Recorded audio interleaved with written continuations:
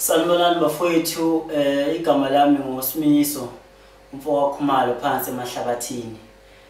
Bamazi kakhulu ngeKing of Voice, into emnyama engabuyele emuva. Bafowethu ngivakashela e-studio, Esibani studio ukuzozwa ukuthi umsebenzi wakhona uhamba kanjani.